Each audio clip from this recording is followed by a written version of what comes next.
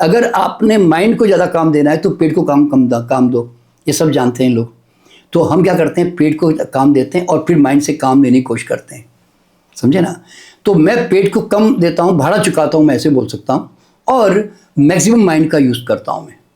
तो कहने का मतलब क्या होता है, लोगों को समझना ज़रूरी है कि हमारी एनर्जी का सोर्स जो है ना, हमारे रिलैक्सेशन, हमारे सही होलसम फूड, प्राणवान आहार, उसके ऊपर निर्भर है, प्रॉपर रेस्ट के ऊपर निर्भर है।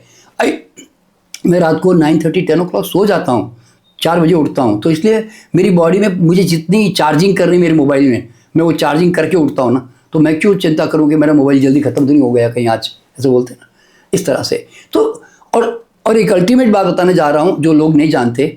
आप जाके गूगल में सर्च कर लेना, कम से कम आपको 5,000 से ज़्यादा दुनिया में ऐसे लोग मिलेंगे जिसको ब्रिदेरियन कहते हैं। उसको कहते हैं जैसे वेजिटेरियन नॉन वेजिटेरियन होता है ना, ऐसे वैसे ब्रिदेरियन होते हैं। तो ब्रिदेरियन कौन होते हैं? जो केवल प्राण ऊर्जा पे रहते हैं, जो 20-20 साल से जिन्होंने खाना नहीं खाया, पानी भी नहीं पिया, और वो स्वस्थ हैं बिना पानी के। हाँ, बिना पानी बिना खाए, बता रहा हूँ, अभी तक स्वस्थ है, और हमसे उनकी ऊर्जा 4 गुना ज़्यादा है। मैंने उनका इंटरव्यू लिया मेरे पॉडकास्ट पे, मेरे चैनल पे। तो वो जो उमा शंकर जी नाम है, he lives on maximum on sun. कई महीने तक खाना नहीं खाते, वो खाली सूरज के सामने आधा घंटा खड़े हो जाते हैं, चार्ज हो जाते हैं, फिर बस पूरे दिन ऐसे ही बढ़िया चलते रहते हैं। तो ऐसा नहीं कि मैं इस एक्सट्रीम पे जीने को मैं मना करता हूँ। मतलब मुझे अगर कोई बोले कि आप ब्रिदेरियन बनना पसंद करोगे, मैं तो नहीं करूँगा भैया। मैं तो, भगवान ने मुझे 5 इंद्रियाँ दी है, जीभ दी है, मैं तो मज़ा लूँगा जी खाने का। मैं खाना मतलब उससे मुक्त नहीं होना चाहता। तो एक्सट्रीमिज्म के मैं पक्ष में तो नहीं हूँ, लेकिन आदमी ने कम से कम ये डेमोन्स्ट्रेट तो कर दिया कि असली एनर्जी का सोर्स किसमें है, कहाँ है, समझे ना। अभी सब लोग जानते हैं, गूगल में जाके सर्च कर लेना, प्रहलाद जानी एक साधु थे, जिसके ऊपर BBC, CNN और जितने भी दुनिया के बड़े बड़े डॉक्टर्स, इंडियन डॉक्टर्स, सब ने जाकर उनको 10-10 दिन तक अपने कमरे में रखकर उनकी पूरी जांच कर ली।